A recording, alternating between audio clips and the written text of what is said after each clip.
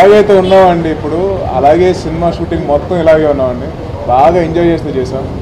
And రాజుగారితో నేను నా 3వ సినిమా, ఇంకొక 60 సినిమాల పైగా చేయాలని చెప్పి నా కోరిక. 60 పైన ఎవ్రీ 2 years కోటి, 1 year వద్దు కానీ ఎవ్రీ 2 years కోటి చేస్తారు కదా.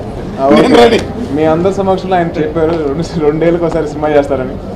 సో చాలా హ్యాపీగా ఉందండి. నాకు రాజుగారితో అసోసియేషన్ ఆల్మోస్ట్ లైక్ ఒక ఫ్యామిలీ మెంబర్గా నన్ను ట్రీట్ చేస్తున్నారు అండ్ నన్ను బాగా చూసుకుంటున్నారు. And so I'm really happy and మంచి సక్సెస్ అవ్వాలని చెప్పి నేను కోరుకుంటున్నాను సుప్రీం అనే సినిమా. అండ్ మా అనిల్ అన్న, నేను అనిల్ అన్నీ ఒక మాట అడిగాను, అన్న సినిమా స్టార్టింగ్ అవ్వక ముందర నెక్స్ట్ సినిమా చేస్తానని చెప్పి అంటారు, ఎండింగ్లో అడుగుతాను మీరు చేస్తారా అని. ఇప్పుడు అడుగుతాను, అన్న ఇంకో సినిమా చేస్తాను. సో ఇలాగేనండి, మేము ఎలాగైతే ఇప్పుడు ఉన్నామో అలాగే ఎంజాయ్ చేస్తూ చేసాం సినిమా అంతా. So definitely audiences from 6 years to 65 years అందరూ వచ్చి హ్యాపీగా సినిమా చూసి నవ్వుకొని ఫస్ట్ ఫ్రేమ్ నుంచి లాస్ట్ ఫ్రేమ్ మేము నవ్విస్తూ వాళ్ళు నవ్వుతూ ఉంటారండి సినిమా అంతా. అంత ఎంటర్టైన్మెంట్ ఉంటుంది సినిమా. అండ్ అలాగే ఎక్కడ ఎమోషన్స్ తగ్గకుండా సెంటిమెంటల్ వాల్యూస్ ఉంటూ, మోరల్ వాల్యూస్ ఉంటూ, ఒక క్యాబ్ డ్రైవర్ తన క్యాబ్ డ్రైవర్ ఒక ట్రావెలర్ తను మీట్ అయ్యే ఒక ఇన్సిడెంట్ని దాన్ని ఎలాగా ఎండ్కి తీసుకునేలా ఆ జర్నీ ఎలా కంప్లీట్ చేశారని చెప్పి కథ ఉంటుంది. సూపర్ ఎంటర్టైనర్ అండ్ డెఫినెట్లీ అందరూ ఆడియన్సెస్ బాగా ఎంజాయ్ చేస్తారు. అండ్ లాస్ట్ సాటర్డే మేము జంగారెడ్డిగూడెంలో ఆంజనేయ స్వామి టెంపుల్కి వెళ్ళాం. అక్కడికి వెళ్ళి ఆయన దర్శించుకొని మా ప్రమోషన్ స్టార్ట్ చేసామండి. సో అలాగే ఇప్పుడు కరీంనగర్ జిల్లా దగ్గరలో కొండగట్టు టెంపుల్ ఉంది మన ఆంజనేయ స్వామి వారిది.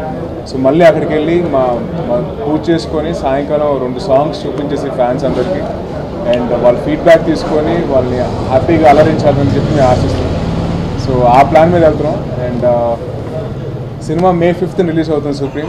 అండ్ చిన్న రిక్వెస్ట్ ఆడియన్సెస్ అందరికీ అండ్ టీవీ ప్రేక్షకులందరికీ, పైరసీని ఎంకరేజ్ చేయకండి. మేము ఎంతో కష్టపడి ఎంతో లైఫ్ రిస్క్ చేసి మేము సినిమా చేసాం. సో దానికి మీరు వాల్యూ ఇస్తారు అండ్ మాకు మంచి రిటర్న్స్ ఇస్తారని చెప్పి ఆశిస్తున్నాను. అది చిరంజీవి గారి టైటిల్ అది. సో చిరంజీవి గారి టైటిల్ నేను తీసుకున్నప్పుడు దాన్ని అంత తేలిగ్గా నేను వదలకూడదు. దాని ఎంతో రెస్పాన్సిబిలిటీ తోటి నేను ఎంతో ఒక బాధ్యతతో నేను తీసుకొని దాన్ని ముందు తీసుకెళ్ళాను. ప్రయత్నాలు అంటే ఏం లేదండి, కథకి ఏది యాప్ట్ ఉందో, జనాలకి ఏది నచ్చుతుందో, కనెక్టివిటీ వస్తుందో ఆ టైటిల్ పెట్టారండి డైరెక్టర్ గారు, ప్రొడ్యూసర్ గారు. సో అది పైగా నా పేరు కూడా కాదు సినిమాలో, అది క్యాబ్ పేరు అండి. సో క్యాబ్కిను దానికి ఓనర్కి ఏవైతే రిలేషన్షిప్ ఉందో సినిమాలో ఎస్టాబ్లిష్ చేసుకుంటూ వస్తాం. సో దాని మీద ఏం బేసిస్ ఏం తీసుకోలేదండి, జస్ట్ ఆ క్యారెక్టర్ ఎలా బిహేవ్ చేస్తో అలా బిహేవ్ చేస్తాను. దాని నుంచి నేను స్పెషల్ కేర్ అంటూ ఇలా చిరంజీవి గారిని ఈ సీన్ అలా చేయాలి, లేదు కళ్యాణ్ గారు ఇలా చేయాలని చెప్పి ఎప్పుడు అనుకోలేదు, ఎప్పుడు చేయలేదు కూడా, అది ఎప్పుడు వాంటెడ్గా అనుకోలేదు.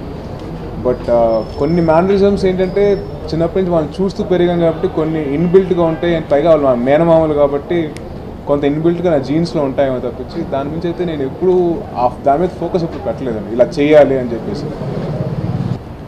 నాకు మరో అన్నయ్య అండి, హరిశంకర్ అన్న ఎలాగో నాకు మరో అన్నయ్య.